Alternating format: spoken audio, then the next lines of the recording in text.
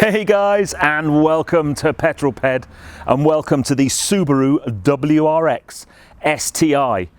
Now, a few days ago I put out a video asking for your help. I wanted to know anything you guys wanted to know about this car, any questions or details, so we could shoot another collaboration review. And I was inundated with suggestions. So this is the film, this is your collaboration review, what you wanted to know about this amazing car. Roll the titles.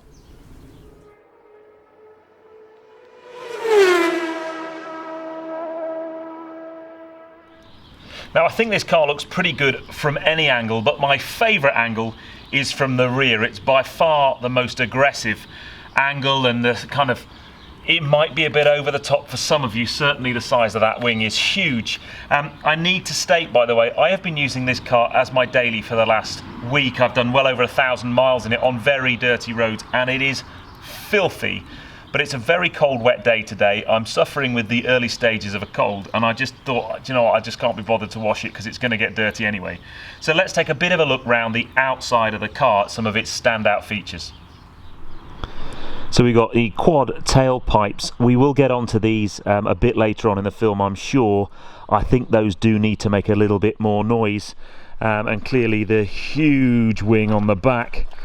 Running down the side, it's got these black wheels. I think it would look absolutely awesome with the gold wheels to kind of hark back to the Subarus of earlier generations. But really lovely front end, big gaping bonnet scoop. Again, not quite as big as some of the earlier generations of WRX or Impreza before them. But all in all, I think it's a really aggressive looking but pretty cool car. It's certainly no sleeper, that's for sure. So let's get going with the kind of things that you guys wanted to know about.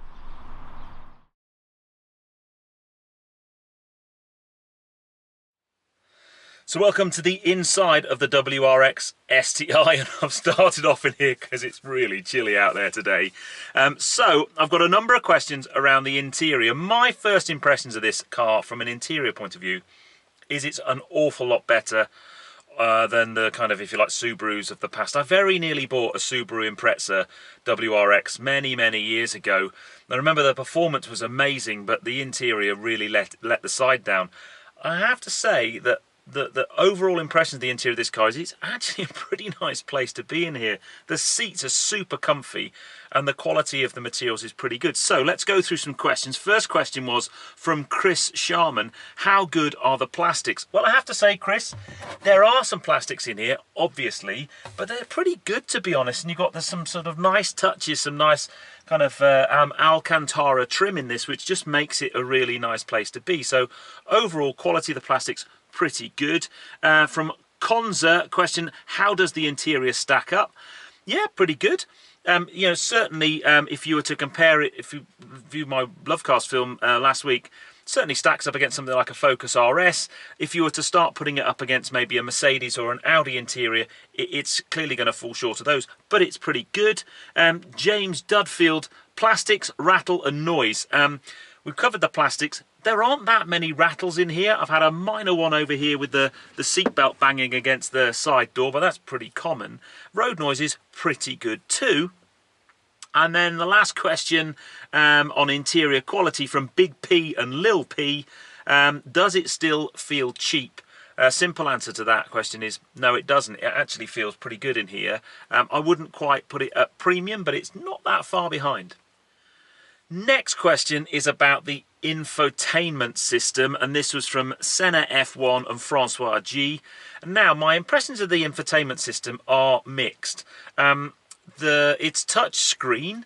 It's relatively easy to kind of use and sort of find your way around. I paired my phone with it quite easily.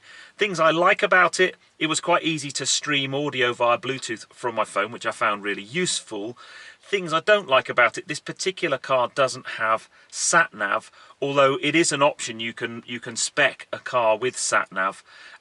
From an audio quality point of view, it's not quite there, I'm afraid. Both of my cars have uprated stereos, either Harman Kardon or Bang & Olufsen, and you really can tell the difference in this. The quality of the bass isn't as deep as I'd like, and the kind of noise is just, it's just a little bit of a shallow noise. It's not great, but that would be my only niggle.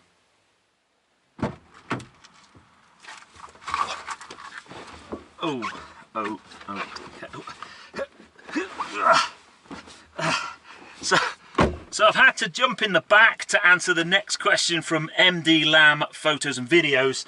What's the rear passenger room like? Well, as you can tell, it's not as big as you'd think. The driver's seat is set where I have it when I'm driving, which is pretty far back, to be honest. Legroom is this right leg is banged up against the door, so for a taller passenger you might struggle a bit with legroom. Plenty of headroom. It's a pretty well appointed place here, though. You've got ISOFIX on both seats. And the other part of the question was, what's the load space like? Now, interestingly, although this is a saloon car format, these seats do actually drop, and we can kind of give a bit more space in the boot. So I think we need to go around the back of the car and have a look at the boot space. So if you want to get in the boot, you can just hold the key fob down and it will unlock the boot. But notice the springs on the boot are only just able to deal with the size of that massive wing. It is a big boot space here. You can get an awful lot of stuff in here, probably including me, to be honest. And you can drop the seats. If I drop the seats down, there's a little notch on the back seats. Do that side. Do that side. There's a lot of space. Let's hook you off here and you can have a look.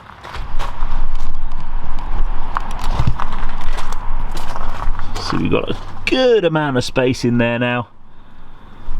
So that makes it very practical. Someone did ask whether or not I could fit a bike in here. I think actually, if you took the wheels off, you probably could. Oh, it's cold out there and it's just started raining. Brilliant. So I had so many questions sent through that it's impossible for me to give them all the kind of full time, otherwise this video would be hugely long, about 40 minutes long. So I'm going to do a quick fire 1 minute, get through as many questions as I can. So are you ready for this? 3, 2, 1, go. Gonzalo Sanchidrian, what do I love, what do I hate? I love the gearbox, I hate the lack of noise. High Flyer 18, what makes it tick? The traction, it's superb in this car. James O'Neill, is it better than the new Civic Type R? No. James Gallop, how does it compare with the Golf R? Not driven the Golf R, but I think the Golf R would be a better all-round car. Roger Bailey, do you get a buzz driving it? Yep, it puts a big smile on your face, Roger. Ryan David, are long journeys comfy for the tall driver? Yes, longest journey I've done in this is about 3 hours, really comfy. Tom Beresford, how easy is it to daily? Very, it's comfortable, it's got a big boot, brilliant. Car Co, how well does it handle? Really well, firm suspension setup, nice handling. John P, does it have character? Yes, but as I said, it needs an exhaust to make it a bit roar. Finley Down and White and Graham Wood, is it worth the money?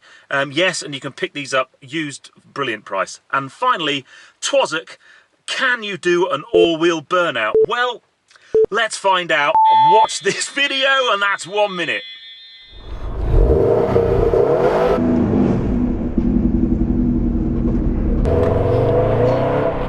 There you go. Now that was on some sand and it dug in and it had so much traction. I think if I'd have put the diff to the back, I might have got a bit more wheel spin and so on, but it did take off really, really well. So the next thing I think we need to do is have a look under the bonnet.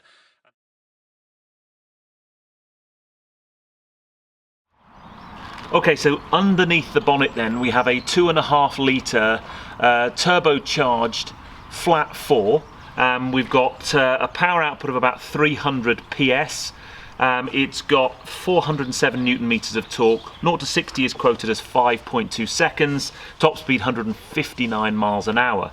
But I had lots and lots of questions all about the same thing from Jax Demon, Alden Dodson, MBP1, Ortbayalax N, great channel name that, and Ginger17, all ask the same kind of questions. What are the running costs? What is the economy like? Now, economy is quoted as combined 27.2, Now I've been getting actually about that even when I've been pushing on. Sort of 28 is quite achievable in this car. It's a 60-litre tank, and I've been getting about a 310 mile range from a 60-litre tank, just to give you an idea, if you like, real world figures. But the servicing is quite interesting. So the servicing interval for the car is every 10,000 miles or 1 year, whichever comes first. And the first service you get is basically oil, filter, pollen filter and oil, and because it's a boxer engine, it doesn't actually have that much oil, so it's only £231 at my local Subaru dealer to get that serviced. And you do that for the first 3 services, so 20,000 miles or 2 years, 30,000 miles or 3 years. At 40,000 miles or 4 years, you have a bigger service where they start changing things like gearbox oil and diff oil, but even that's only 500 quid. So actually servicing costs are really, really good for such a performance car.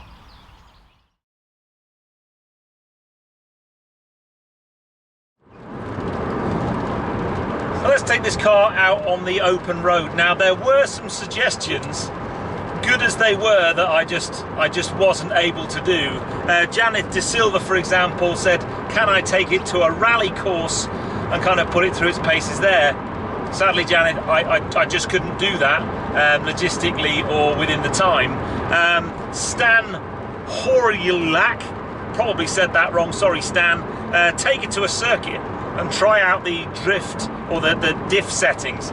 Again, I just wasn't able to do that, and I have to say I think the diff settings on this, the only place that you would ever kind of need to use those or be able to use them would be on a motor circuit. And then the Mad Plotter, get it wrapped. Sadly, mate, it's not my car, and it's also not the kind of thing I do on my channel. I've managed to be a YouTuber for 2 years and not had a car wrapped yet. Maybe that's where I'm going wrong.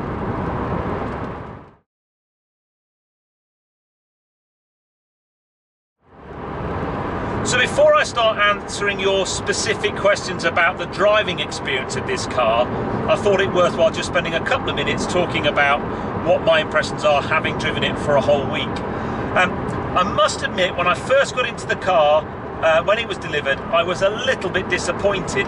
It's not nearly as fast as I remember Imprezas being, and that's probably to do with the fact that if you got in this car 5 or 10 years ago, 300 horsepower was an awful lot of power in a car, and there weren't that many cars around that had that.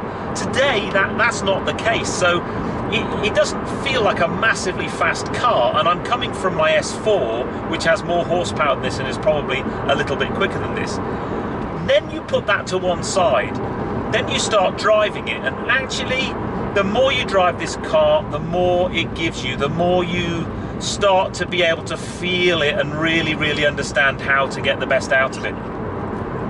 And when you do that, it's a really nice car to drive. It's got a superb gearbox, really nice, close gates on the gearbox. They are really close, actually. You have to get used to it.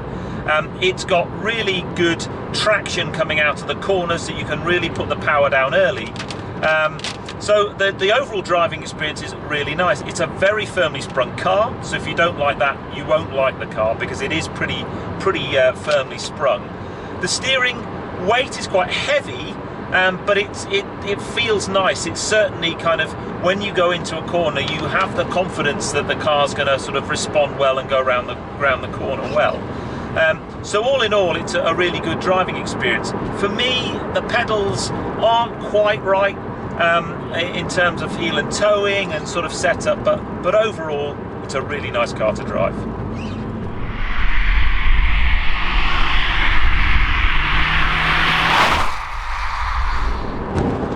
First driving question then from Lydia Gold, who is actually a WRX STi owner. Hi Lydia. So she was asking about the diff setting. So the car automatically can change the center diff setting, but there is a manual override, and you can basically move the bias towards the front or the rear of the car. And I have to say, I haven't used that at all, and as I said actually already in this video, I think the only time you would really get to know the difference or feel the difference with that is on a track.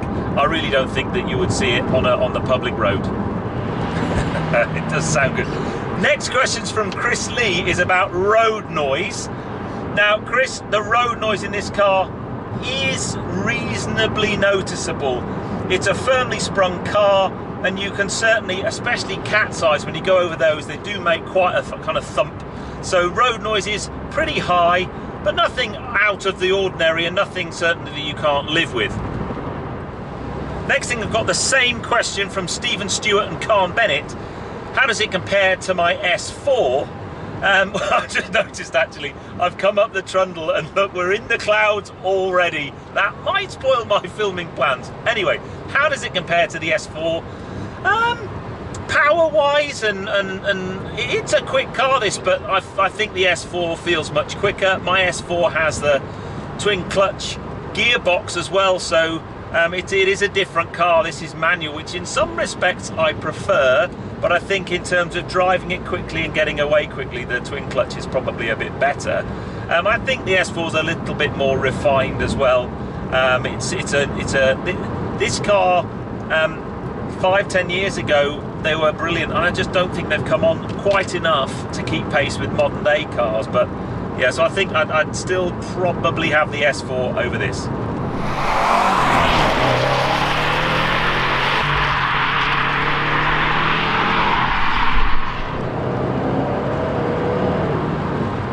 Wow, the weather's closing in. Next question was from MH30R.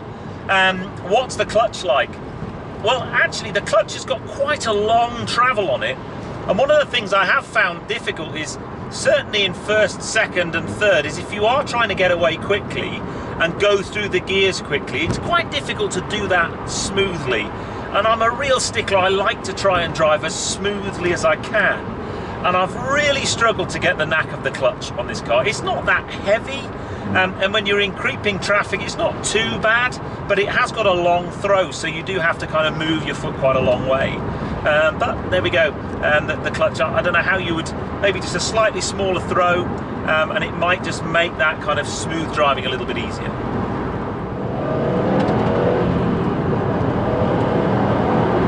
One of the things I do like about the car though, it's got this really cool central gauge. Now you can change it to different settings, but it's got like a boost and acceleration gauge, which is really cool. And then if I change it, you can have it as a clock, which is really dull. You can have your average MPG. So there you go. On this short test drive so far, my average MPG is 24.3. And also you can have this nice little visual representation of how good your MPG is. And obviously when you put the foot on the loud pedal, it kind of goes quite low really. But on the average, about sort of 25 MPG is doable. A couple of people asked about the difference if I went from the Sport to Sport Sharp mode. Sport Sharp just sharpens things up a little bit. You select it using a rotational selector here, and then on the dash you've got a little representation, I guess, of the torque curve. It just sharpens things up a little bit. It's not massively noticeable. Sometimes, you know, some cars, when you pop them into sport mode, there's a really, really big difference. And I don't feel a massive difference in this car, to be fair.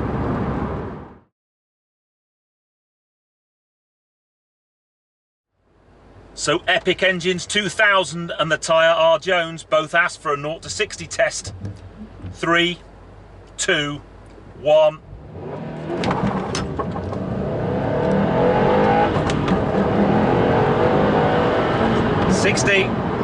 It's a really, really damp, horrible, wet, cold day. And even though I kind of had a lot of revs when the clutch was dropped, then it's still kind of the traction control lights flashing on, and it is difficult to get it away quickly. It's still no slouch off the line, that's for sure. Okay, the next suggestion is by Munawar Hussein. I've never had this one before, and the suggestion is, what's it like to do a 4th gear pull away? I'm not even sure whether I'm going to be able to do this, but let's give it a go. Probably need quite a few revs. There we go. Oh, ducking down. I'm now clutch up. Oh, I love that smell of burning clutch in the morning. Slowly but surely getting away, and we're going to get to 60. 60. Well, not bad.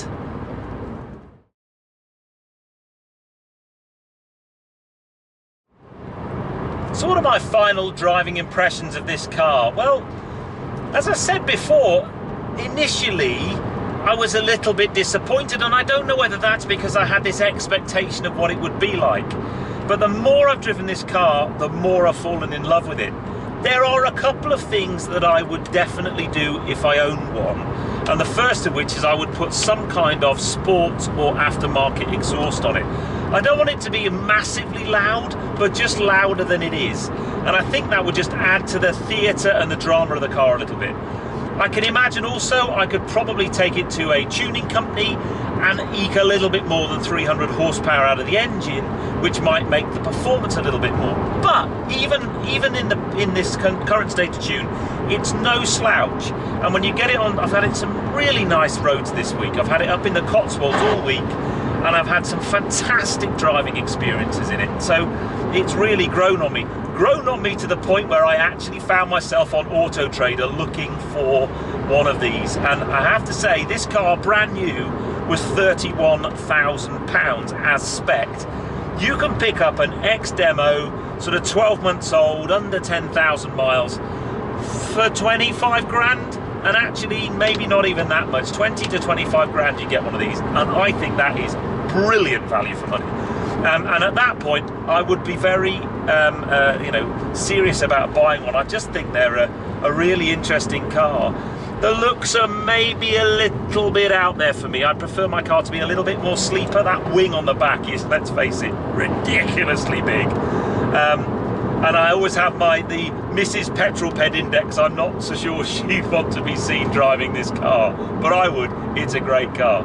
Anyway, I hope you've enjoyed the format of the video. A huge thank you to all who suggested questions. I tried to cover as many of them as I can. I have to say a massive thank you to Subaru UK for lending me the car for a week. I got it for the Love Cars film shoot, and I thought at the same time, let's do a collaboration review. You guys seem to like this format, and whenever I get a car for more than a couple of days, I will try my very best to get you involved and to sort of bring a more interactive review to my channel, because I really enjoy doing them. Anyway, I hope you've enjoyed the video. If you have done so, give me a thumbs up. Comments below are always welcome, and if you haven't done so already, please subscribe to Petrol Ped for plenty more content to come. I'm going to head home and get in the warm and try and shake off this cold. Anyway, I'll see you on the next film, guys. You take care. Drive safe.